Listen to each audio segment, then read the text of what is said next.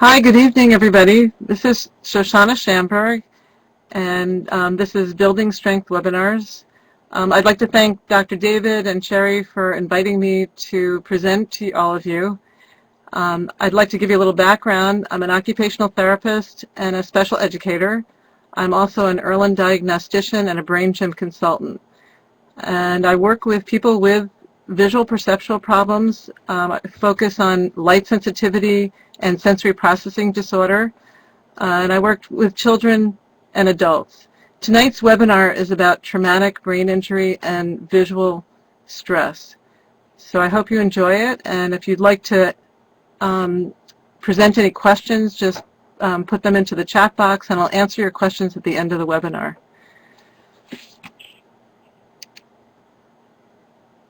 Okay.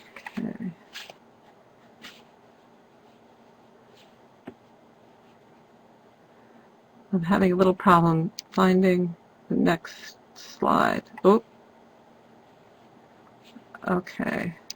Sorry about that. That was the end of the presentation. Here we go. Okay. The physical changes that occur with traumatic brain injury are numerous and global. These are just a few of them, and they're the main ones that I work with in terms of visual stress and sensory processing. First is paralysis and motor planning problems due to the damage to the motor cortex of the brain, and it can be one or more limbs, different sides, as well as oral motor and just focused on hands. There's a loss of motor coordination and agility, so that would be such as people walking up and down stairs safely, walking through rooms, and whether they can move through smoothly or whether they bump into environmental barriers and can navigate themselves. Abnormal movement patterns are sometimes you might see someone with brain damage who might be in reflexive movement where their arm might be twisted, and these are different primitive reflexes that when the brain is damaged, people go back to those reflexes that we had as babies that were there for our survival. Those abnormal movement patterns are automatic, and they interfere with the intentional movement of the body. So they kind of override a person's ability to move intentionally, and they become reflexive and uncontrollable. The structural imbalances that occur, so if someone has hemiplegia or paraplegia, their body is not going to be balanced when they move through the environment or when they sit up or stand up, and you will have a big risk for falls and accidents. Tremors and spasticity, headaches and migraines, and we spoke about that in my last webinar, headaches and migraines, and the same issues are presented in traumatic brain injury as in many of the headache symptoms. Fatigue and weakness, seizures, and oral motor dysfunction.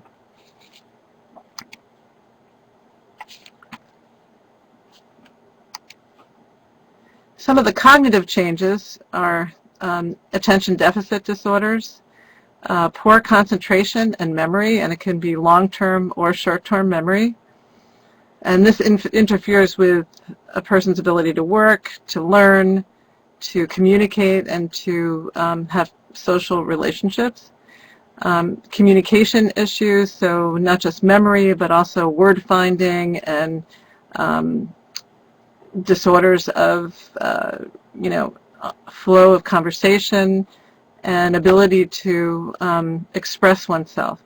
Problem solving, socialization and communication, difficulties initiating and planning activities. So they could be either have difficulty initiating, or they could be very impulsive as well.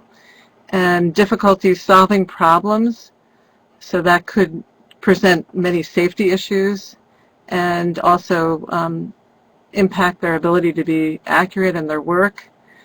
Poor judgment and reasoning, and visual stress, which is what we're going to focus on tonight, and visual distortions.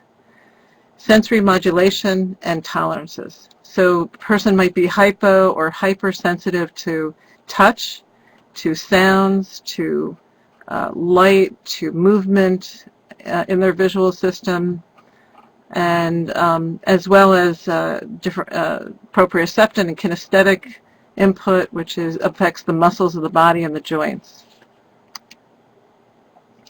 In terms of behavioral changes, you have agitation and irritability, anxiety, and verbal and physical aggressiveness or passivity, impulsivity, depression, and difficulty with interpersonal relationships. Oh, I'm having a hard time getting through to the next slide. Let's see. Okay, here we go. In terms of functional issues, it can affect every part of their academic performance, work and related tasks, computer use, writing, reading, copying, movement and ambulation, driving, sports performance, activities of daily living, and those would be activities that we do in our lives, like dressing and eating and feeding, and even things like laundry and housekeeping and toileting, and also the ability to function in our environment. So people with visual stress and traumatic brain injury may be highly affected adversely to patterns in the environment, especially contrasting patterns and lighting. And we'll talk a little bit more about lighting, and I have some information about the types of lighting and the intensities of lighting. Accessibility, so that would be if they're in a wheelchair or walker, or they may need handicap accessibility features such as wider doorways, an accessible bathroom, shower, entranceway such as a ramp, and safety issues. So a person may not perceive depth perception accurately, so going up and down stairs may be unsafe, and seeing edges of surfaces, so they may tend to bump into furniture. They may not see the edge of a stair because it may look like the next stair if there's not a contrast at the edge of the stairway. And a person may turn on the hot water instead of the cold water and burn themselves. There are many causes of traumatic brain injury. One major one is strokes. You have tumors. There are diseases that cause degeneration of the brain. There's toxicity, drowning, electrocution, and head trauma can occur from a fall. Real common one is sports injuries and vehicle accidents, and as well as any forceful blow to the head or neck. What is the incidence of TBI? Well, it's pretty big in this country. You have about 1,500,000 new cases of traumatic brain injury each year, and that was a statistic from the Centers for Disease Control. You have 50,000 to 110,000 who become severely disabled, and that would be the person who may need rehabilitation through vocational rehabilitation, or they may need special education services, or they may not be able to function in any way the way that they had previously and are not able to work or participate in a learning environment. You have 5.3 million Americans living today with traumatic brain injury, according to the National Institute of Health. And visual stress and visual perceptual problems are reported by many people with TBI, and it affects so many areas of their life. And if they are a student, it can make the difference between being able to function in that environment and not. And very often, there can be compensation techniques presented in an educational environment or a work environment with technology or certain types of cognitive training techniques. You also have issues with safety, and that has to be carefully evaluated, especially if the person is working in a factory or their job involves driving or moving in spaces where the depth perception may be an impact or problem solving. Oh. Some of the issues of light sensitivity and visual stretch, which is what I'm dealing with a lot with my Erland services, is in terms of attention deficit. You have problems concentrating while reading or doing schoolwork or office work, close-up work. You may have difficulty staying on task. You know, taking breaks. People can become restless, fidgety, or tired, and they may have some behavior problems, such as low frustration tolerance and anger issues, or they may not be able to express themselves and may have outbursts. They may experience strain or fatigue, and that can involve a lot of tension, feeling sleepy, and then it can lead to headaches. And it also can affect the ease of reading, studying, and even listening. Poor depth perception is the ability to accurately judge distances or spatial relationships, and they may have difficulty with escalators, stairs, sports, so catching a ball, hitting a ball, driving, and they may get dizzy or nauseous just moving around, walking through a hallway, or in a car or airplane, and may also present with handwriting problems. The light sensitivity can evolve, and they're bothered by even a little bit of light. They're so light sensitive, or if they can handle incandescent lighting or daylight, fluorescent lights can actually trigger adverse symptoms severely. They're bothered by bright lights, so at night when driving, lights hitting a person's visual system, going to the movies, watching TV, and working at the computer. Sunlight, depending on whether it's direct or diffused light. Whiteboards are a problem. So when we had blackboards, it wasn't as much of a problem because there wasn't as much glare and there wasn't as much contrast. But with the whiteboards, there's a lot of shiny glare, and also there's that high contrast. Difficulty working under bright lights or fluorescent lights, and inefficient reading. So difficulty with print, numbers, Scantron sheets in standardized testing, maps, diagrams, or musical notes.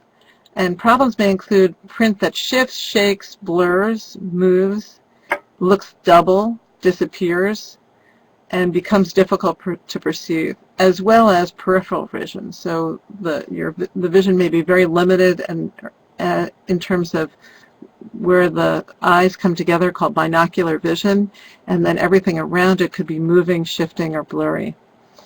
They may have a slow reading rate due to these distortions, and they could read letters backwards.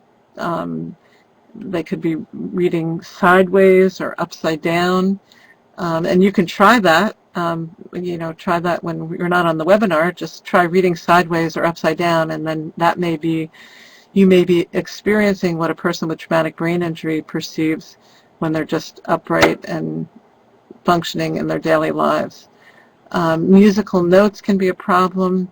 Words in groups may tend to group together and have difficulty going from word to word. And visual tracking can be a problem. It may not be smooth. Their eyes may be jumping from top to bottom, left to right, and reading words incorrectly, and having difficulty skimming across a page due to this difficulty with the visual system.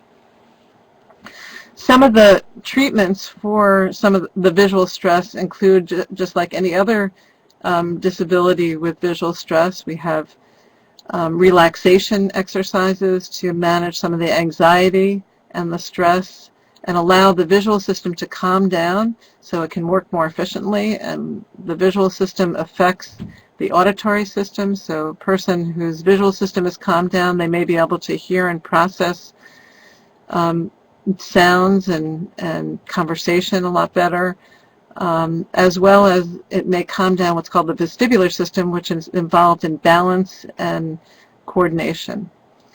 And also there's techniques for stress management such as brain gym exercises, and if you go to YouTube and look up brain gym exercises and PACE, P-A-C-E, all capital letters, there's a wonderful exercise for stress management that takes about 4 minutes.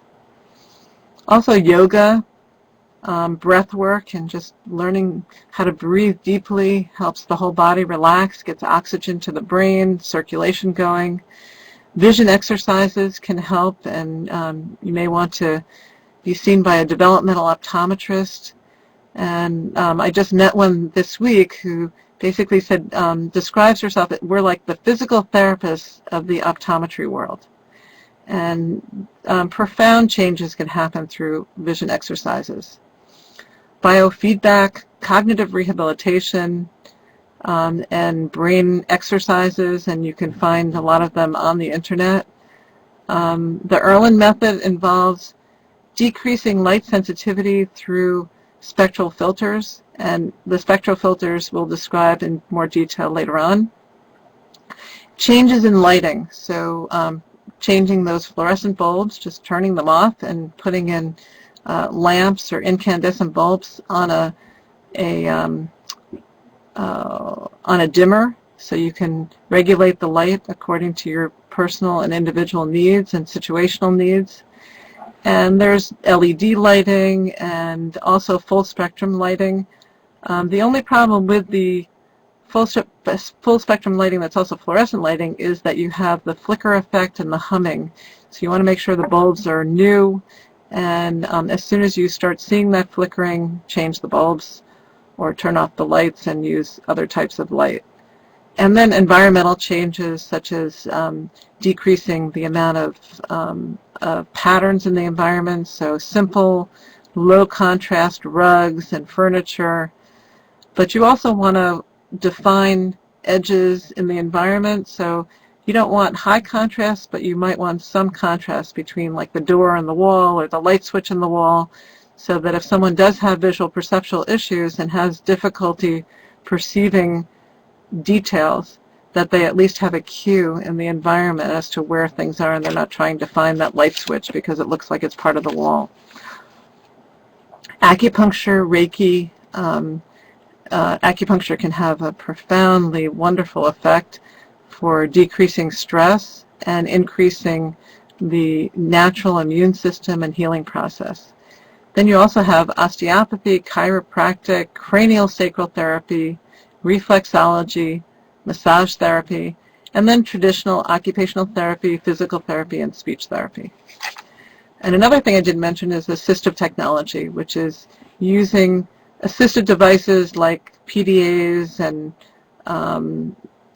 electronic reading devices and drag and dictate to compensate for whatever losses a person has, to help them function and level the playing field in the workplace and in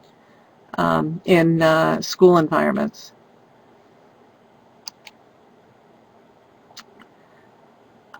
Visual processing problems change the way we see and create stress and anxiety, and they can block the fluid transmission of body connections and communication. It can affect your immune system, and it can affect, it can be a global effect. And quite often with visual stress, one doesn't attribute it to visual stress because it's so global that you're attributed to some sort of anxiety in your body, but you can be feeling it in your stomach, you can be feeling it in the back of your legs, in your jaw, in your TMJ, temporal mandibular joint, where we hold a lot of tension, back of the neck.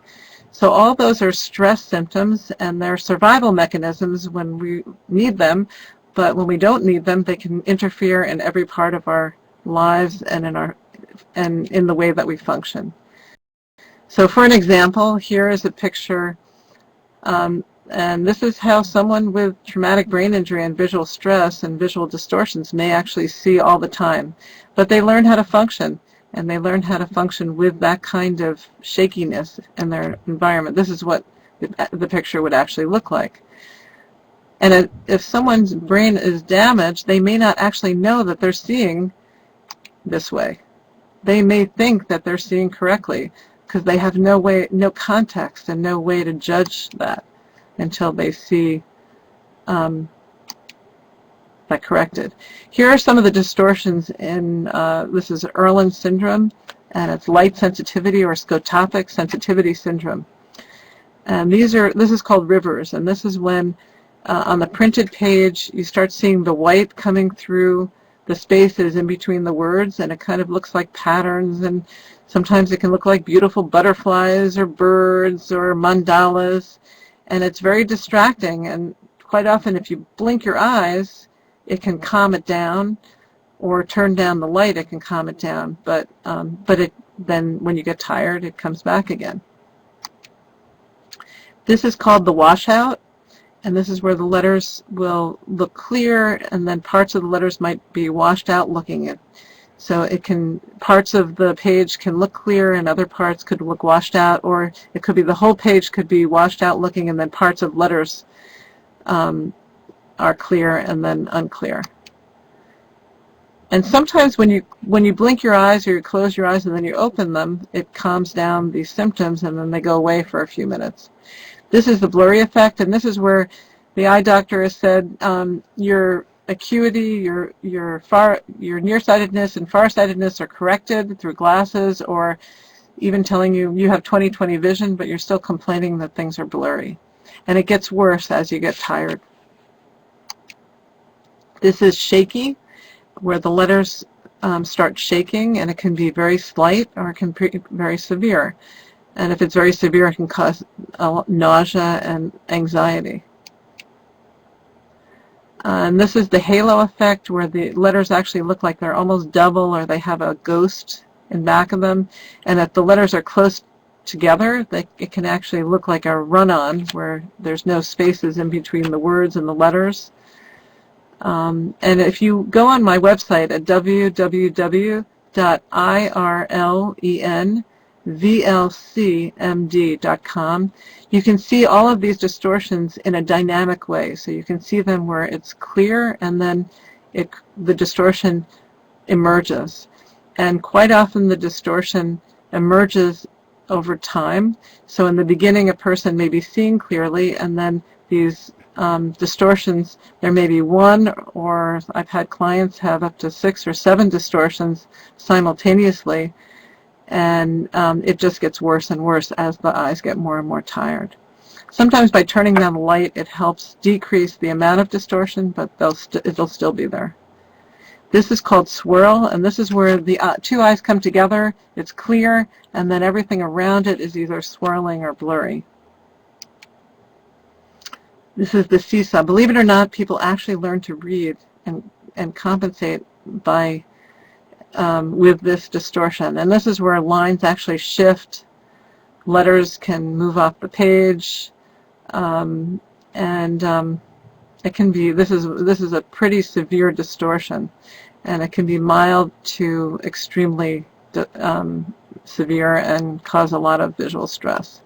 This is Star Wars, where you have kind of like tunnel vision, and as you can see, you can learn how to read, but it can be extremely anxiety-producing and difficult. So you're working a lot harder than most people to read the same material. And this is where the letters start floating off the page. And I've had clients actually come to me and say that they were diagnosed with psychiatric disorders because they saw these distortions, and people were given all kinds of prism glasses and different types of glasses to help calm down this distortion, and then it doesn't help. So that then you know that it has to do with some sort of light sensitivity and how the brain is processing the visual information through that sensitivity to different types of lighting intensity and types of lighting. And this is the wave, and it can be severe, or it can look like heat waves. And here's a picture of a young woman. This is from National Geographic on color and visual perception, and they did a little piece on Erlen. This young woman was seeing basically like heat waves, and she had no idea that that was how she was seeing. And with the Erlen spectral filter, it was able to tighten up. And some of the distortion is that, you know, buildings started caving in, roads didn't look straight, started looking like wavy and caving in. And it can be very distressful to be driving and to be functioning and walking down a hallway or in a shopping center or down the street and have this feeling of instability, kind of like you're in an earthquake. And now we'll go through some of the mind-body connection. When you have environmental stimuli that cause a negative reaction, then the stress is felt in the whole body. And it basically, the body can only handle so much, and then our systems start breaking down, and then we can't compensate. And so in terms of the visual stress, things start distorting, and then we can't control them. And it becomes so anxiety-producing that it becomes a global situation. So some of the environmental stressors are lighting, glare, bright colors, high contrast, tracking a moving object. So if you're standing still and the cars are going by and you're trying to cross the street and you're distracted and bothered by that movement of the cars, you may have a very hard time safely crossing that street, or at least feeling safe when you do cross it. Patterns and stripes, details, sustained attention, and continuous performance. Different parts of our brain control different parts of our perception. So here's a few of the structures and what they control. So the prefrontal cortex controls attention, organization, impulse, and mood control, among other things, but these are the main ones to do with visual stress. The anterior cingulate gyrus is our gear shifter going from space to space. The basal ganglia control movement and anxiety, and also movement is controlled in our brainstem as well, and cerebellum. The thalamus is the integrator. Our temporal lobes help to control our mood, memory, and learning. Parietal lobe, sensory and direction. Occipital lobe, vision. And our cerebellum, processing speed and coordination.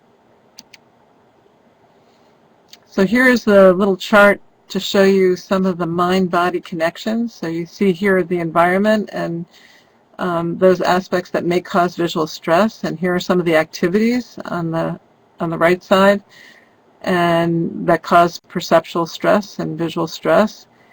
And as we're experiencing that perceptual stress, there's changes in our endocrine system, our immune system, our autonomic nervous system, and there's changes in brain chemistry, which produce cortisol, or stress hormones, serotonin levels change, dopamine, and hormonal changes.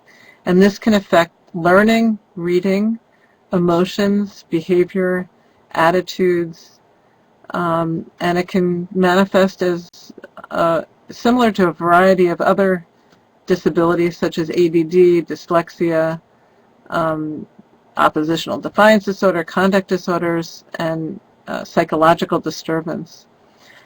Some of the physical symptoms are headaches, migraines, fatigue, dizziness, stomach aches, eye strain, anxiety, and irritability. And then the sensory changes that we spoke about, the hyper or the hypo sensory tolerances. So we have tactile, vestibular, hearing, seeing, smells, tastes. And this is a stressed out brain here on the left, and then on the right, immediately after the use of spectral filters, you see the calm, where you don't see as many hot spots, the red spots. And this is from the Amen Clinic, and this is a SPECT scan. And here, this is how our brain controls our autonomic nervous system, as well as our immune system. So it's just an interconnected system.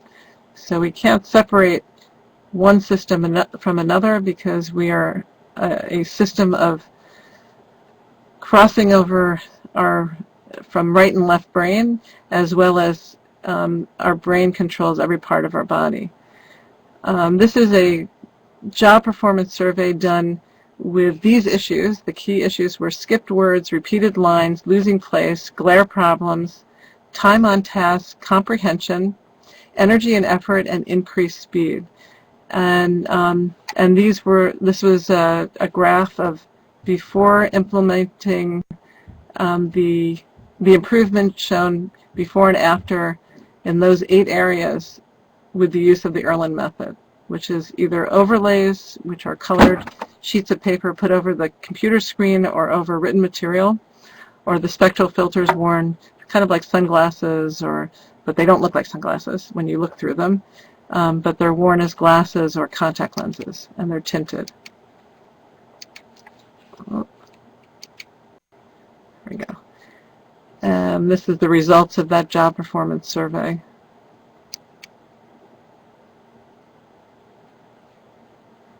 Okay, and this was for headache, photophobia, and trouble concentrating, the considerable improvement in these subjects with implementing the Erlen method. The Erlen screening for overlays, which is the first level of testing, it takes about an hour and a half, and it addresses visual stress when reading. So if you're bothered by glare when you're reading, this is the first level test. It's a low-cost intervention, costs about $7. You can order them directly from www.irlen.com. And the trick is finding the right color or combinations of colors that decrease the visual stress the most. And usually one color will be better than no color, but getting the most benefit takes a trained professional.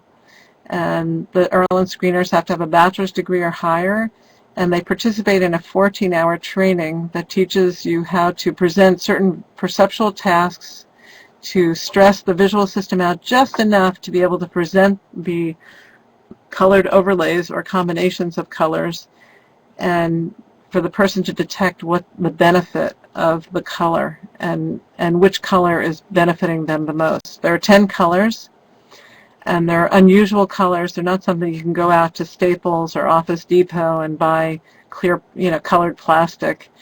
They're specially calibrated to remove certain spectral bands of color, and they're consistent colors, and they have a shiny side and a matte side, so that also can be very unique to the person, which one they prefer the most and feels the best and helps things become clearer. And they're very low cost, so this is something that you could put over the computer screen and you can use when you're traveling in a book. And I personally don't have Erlen syndrome, but when I get tired, I have a lot of visual stress and I do a lot of traveling.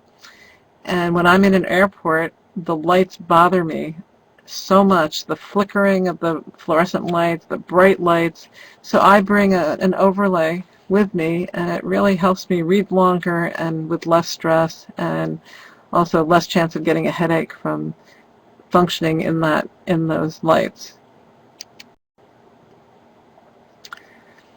One of the reasons we do the screening, we like to do that before we even do the spectral filters, is it educates the client so that they can have a language about what they're seeing, because if you don't know what you're seeing, you have no context to be able to see what's stressful and what's not, and what specifically is going on. And when I think about this, I think about the movie The Gods Must Be Crazy, where this native tribe in Africa saw a Coke bottle coming out of the sky and thought it was a god, because they had no context to know that that was somebody else's garbage. That wasn't some god coming out of the sky. So when we learn how to see what we see, and we see that it may be different from what others see, then we have a language to be able to describe our symptoms. And this can be symptoms during reading, copying, doing math, because the letters or numbers can tend to shift. So one of the complaints is that someone who actually can do the math will make mistakes, and then after they've redone or proofread, or they come back to it, and they can't understand how they made such stupid mistakes because they knew the material. And that possibly was a matter of the numbers shifting, so they were adding up the wrong numbers, and they had no idea that that was happening. Also, writing, people may tend to write up or down the line, or not have spacing between their letters, or very poor formation, or it may be so tense that they can't write, and that it starts hurting, and they become fatigued very easily. It's also a counseling tool, so we can learn how to see what's going on in our bodies, where the strain is, if it's in our eyes, in our TMJ, in our neck, stomach, breathing, and then how it affects us. And many people come in and they have no idea that the level of lighting that gives them stress is as low as it is. And I have, when people come in my office, I have them come in and walk in, and it's very low lighting, and I gradually turn up the light, and I don't turn up the fluorescent light until at the end. And very often people will say, at a very low light level, that's enough. I feel good. Right at that level, you turn it up a little tiny bit more, and I feel stressed. I can feel it in my body. And then once I turn on the fluorescent light, it's off the charts. So, you know, had I had all my lights on in the beginning and people walked in, they may not have been able to tell that subtleness of what's feeling good and what's not feeling good.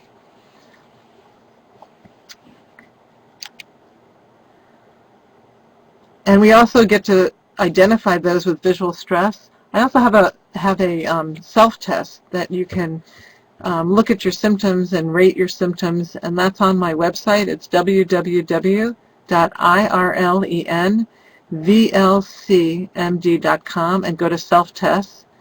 And for traumatic brain injury, you might do the 4-page self-test, which is the long form, light sensitivity test, or the migraine test. And that would actually pull up a lot of symptoms that you may not attribute to visual stress, but are in combination with other things. These are things that possibly can be helped by eliminating some of the glare and the spectral bands that are causing stress from in your visual system and brain. It may be slight, moderate, or severe. So, and you saw those distortions, so some of them may be very slight, but they're bothersome, and they affect a person's quality of life, to severe where it affects their function. Create awareness of the symptoms and the language for those symptoms. And we know when there is a benefit, because some colors have absolutely no benefit, and others have incredible benefit. So you will be able to, once we've stressed the visual system out enough to produce some of those distortions and some of that stress, we present the color, then you have a context to see how good you can feel, or how clear the letters, or how calmed down a pattern can be to decrease some of those negative symptoms. Some of the colors increase discomfort. So if I put down, let's say, the purple, and that feels really calming and feels really good, and then I put the yellow down, and that you just jump out of your seat. You know that yellow is not going to be good, but then I might have another person say that yellow actually helps them feel better, and purple is just doesn't do it for them. It's too dark. The color doesn't feel good. So it's very individualized to the person's neurobiology, as well as what they're reporting. And we do combine some of the overlays, and I've actually had a client who had 3 layers of purple, which is the darkest overlay that I have, and said it felt fine and they could read beautifully. And you can hear the quality of the reading, because I have people reading out loud if reading is their issue. Or I might have them report that if visual stress occurs while they're reading, and then I present a color, and then they notice that, oh, you know what, I felt a little calmer, that felt good. And then they can read a little longer without getting some of their symptoms. So some of the benefits are it can decrease the distortions, decrease the discomfort, decrease the chances for migraines and headaches, and quite often that is triggered very quickly, so we can see how to stop that right in the beginning. Decreasing the stress working at the computer, and it's a very low-cost method. So if you lose it, or if it gets dirty or torn or bent, it's only $7 to replace it. But it's only for reflected light. It does not address the light coming into the visual system. And here's somebody using their overlay. The next level is diagnostic testing, and that's where we have spectral filters worn as glasses or contact lenses. The testing takes 2 to 4 hours. In some cases, with some of my traumatic brain injured clients, it has taken a lot more. It can take up to 8 hours, so we do it in 2 or 3 sessions, because the visual stress can get triggered very easily. They have to take a lot of breaks, and so whatever it takes, we want to get to the most accurate combinations of colors. Some people have up to 8, 9 layers of color, and I have over 100 different colors, so we can combine them. I have also ultraviolet. Some people actually are triggered negatively by UV filters, so we test for that, and if there's no problem, then put it on.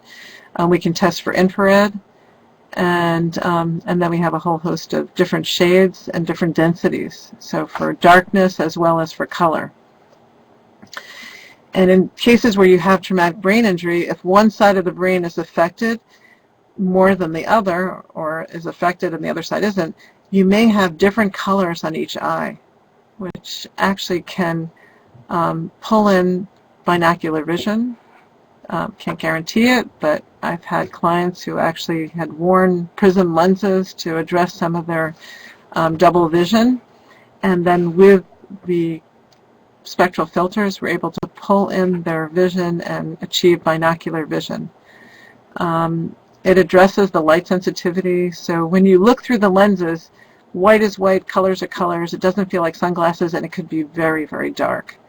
But it's calibrated to the person's individual visual system, so that when they look out of these lenses, they don't see, if they could be dark purple, and they see it like daylight, and it doesn't look purple.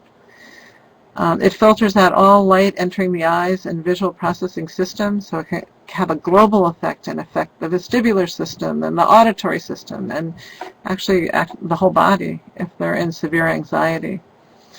Depth perception is helped. It can help handwriting. And the person is in control of their own environment when they have the spectral filters. And they can be worn as contact lenses or glasses. And if someone's very, very light sensitive, they might want to have wraparound glasses so that there's no light coming in through the sides.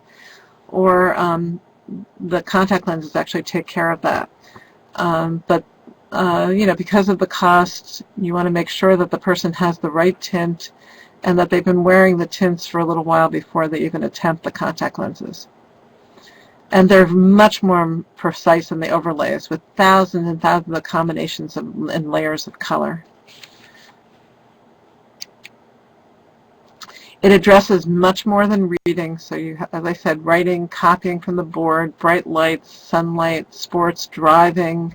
So clients report that where before they had problems driving and judging distances between cars, or feeling very threatened when a car would come and around them, or having problems parking and judging distances between cars, and with the spectral filters that eliminated a lot of those issues.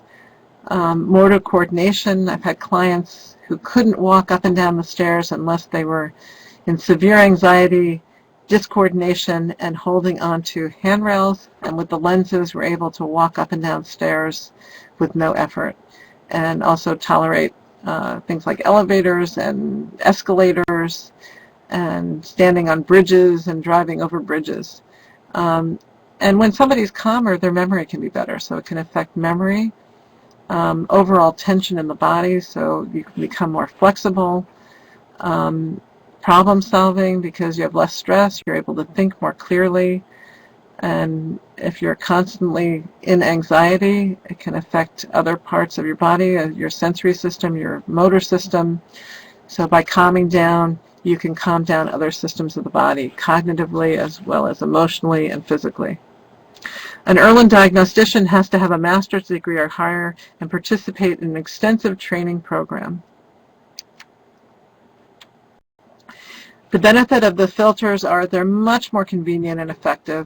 They provide benefit to daily functioning, mental and physical, emotional health, and so it's much more global. And they can be worn with special types of lenses for sports. They can address headaches, and a lot of my clients will know that their filters possibly are fading, because after a year they could fade. There are certain colors that fade earlier than others because they start getting their headache symptoms again. It may not be nearly as severe as they used to get, but they will get a little bit of those symptoms, and then they'll call me up and say, oh, I need a retint. I need to upgrade my tint, and because I think they're fading. And sometimes if there's changes in medication, hormonal changes, if there's more trauma, that can actually change the tint. But the likelihood is that you'll never go back and have to redo that original tint session, which takes hours. It'll just be a tweaking of the original tint to get it even more effective. And sometimes in the first year, there are quite a few changes in the tint, because you're getting used to the tint, you're seeing in a different way, and as you wear the tint, it's a cumulative effect. It can create more and more calmness. So in that first year, you could be changing the color slightly, or even drastically if you have major changes in your neurobiology and in your as I said, hormones or medications.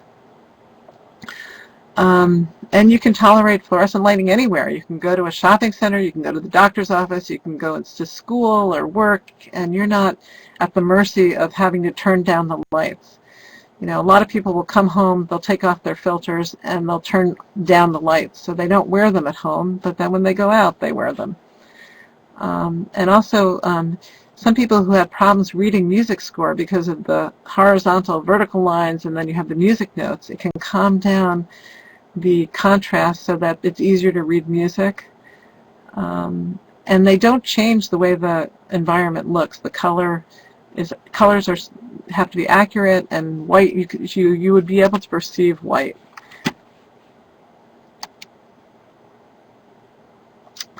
And here's a little kitty with his little spectral filters, and they can be extremely beautiful colors. Okay, here are some easy ways that you can try out to minimize your visual stress. Try eliminating fluorescent colors or bright colors. Avoid stripes, plaids, or polka dots. And one of my clients came to me and she said, I can't stand my husband's striped shirts. They make me nauseous. I can't, and he loves stripes. So I would like to be able to sit with my husband and eat dinner and not get nauseous when he wears these striped shirts that he loves. As well as when I go to the movies and I see patterns on the movie screen, I get nauseous. I don't enjoy going to the movies. I would love to enjoy going to the movies. And yes, she did, her spectral filters did calm that down, and she wrote to me and said she is very happy to report that she can now sit with her husband and eat dinner, and he can wear his wonderful plaid or striped shirts. Use colored background on written information and computer work, so you can change the color so you don't have that bright white glaring at you. What I do to test for background color for written information is I will photocopy age-appropriate reading material on every color paper I can find, and then I present that to the person, and I have about 15 different colors that I got from Staples, and I ask the person which feels better, which enables you to feel calmer when you're reading. And if it's a child, you can have the teacher photocopy tests and homework on that color paper, and that may be a lot easier for them. As well as at work, maybe if you're someone who has to read a lot, maybe photocopying on a particular color. Avoid whiteboards and use blackboards or gray or green backgrounds, and use colored markers or chalks instead of white. You can also use highlighters to highlight areas so you decrease the stress. For lighting, just use a dimmer and control your own lighting. Use shades. People tend to be triggered adversely by blinds, where you have the contrast between light and dark and the lines. So try to use shades or curtains. Use incandescent or indirect natural lighting, and the light should have shades or sconces to avoid the glare from the bulb. You can use theatrical gels, which are colored sheets, clear sheets over the fluorescent bulbs to decrease the glare of the fluorescent bulb, or you can change the bulbs to full spectrum bulbs. And you can also wear a visor or brimmed hat like a baseball cap, and when you're reading, it can actually shade the page with the cap. Some of the reading modifications are Erlen spectral filters, colored overlays, colored paper, graph paper, magnifying bars, visors or brimmed hats, book stands. So when you're sitting and you're reading at an angle where you're not putting your head down and then up and looking at a far away and then down, where you're just seated, and I wish I could, here, like if you have an angled surface and you're reading upright. Many people do this naturally and they hold the book upright. It's a much better angle for reading. Read in dim lighting. And okay, we went through that. Okay, we talked about that. Maybe if someone has a big problem with Scantron sheets, using a ruler to make sure that the lines aren't shifting or the dots aren't shifting. Using a colored overlay. And then writing on a test sheet rather than write on the Scantron sheet where they might make a mistake. And then maybe seating the person in a place where there's no fluorescent lighting or there's natural lighting or shades where you can decrease some of the glare. Using large print and easy to read fonts. Shortening answers like circling or filling in the blank. And computer with like drag and dictate or voice output, word prediction. Changing the color of the monitor, and using a tape recorder for testing. And here are some resources. Helen Erlen has 2 books. One is called Reading by the Colors, and the other one is Erlen Revolution. And Helen Erlen discovered the Erlen method many, many years ago when she's a reading specialist. And now there's Erlen testing centers all over the world, and you can find one for yourself at www.irlen.com. That's erlen.com. You can also go on YouTube and search Erlen method or scotopic sensitivity syndrome, and you can find a host of videos. You can go on my website as well and see many, many videos of different clients. And there is a fascinating video on traumatic brain injury that you can order from erlen.com of a client. It's number 25, I believe, and it's their traumatic brain injury. I think it's called LUI, L-U-I. You can also go on my Facebook page and join, and I post lots of wonderful information on visual stress, and that is Visual Learning Center of Maryland, and if you go on Facebook. This is the self-test for light sensitivity.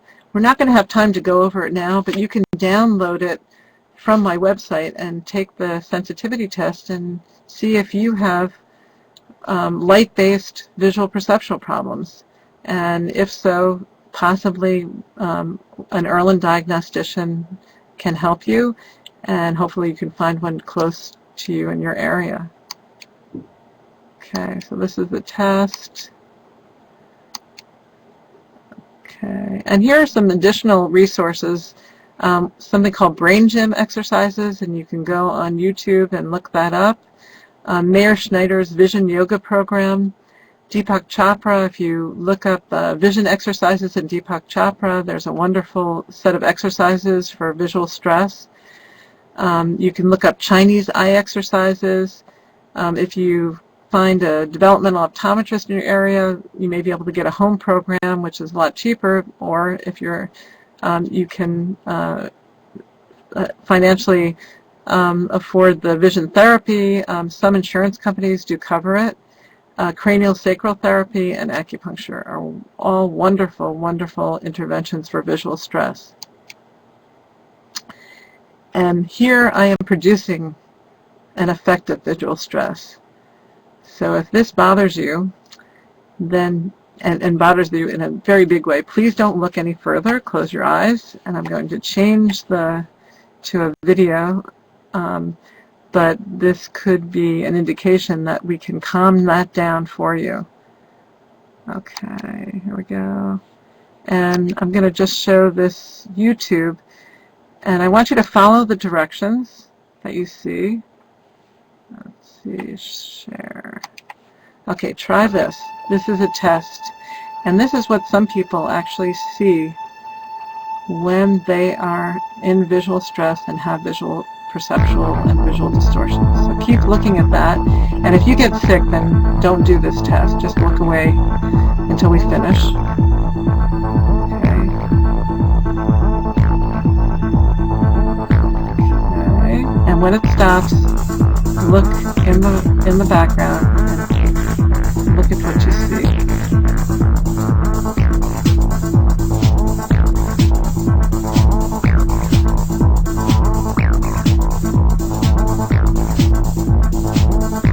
And please, if you're getting triggered by this, do not do it. Only the people who can handle this and not get sick. Okay, we're coming to the end.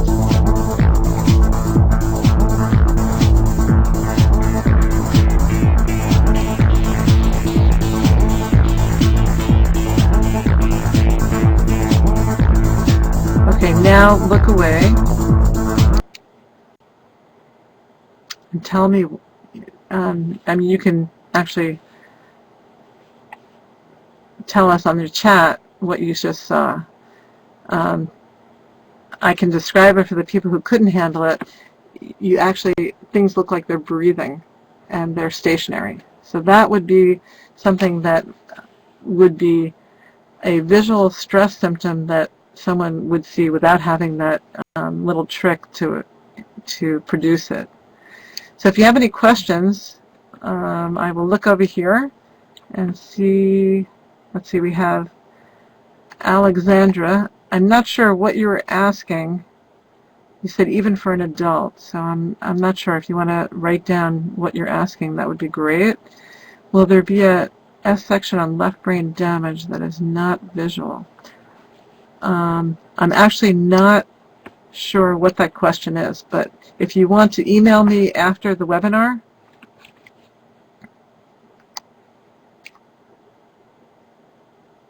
okay, but Alberta, next time do it. It's on YouTube, and then you look out into the distance from that and look at something in the distance and see if it changes, if it breathes. Okay. Well, I want to thank you all for coming. And if you have any questions after the webinar, please email me. My email address is info@irlenvlcmd.com. You can also purchase the webinar. You can purchase the handouts. And I want to thank Dr. David and Sherry for inviting me to present to you. I hope it was helpful. And if you have any questions, please email me. And thank you so much for joining us.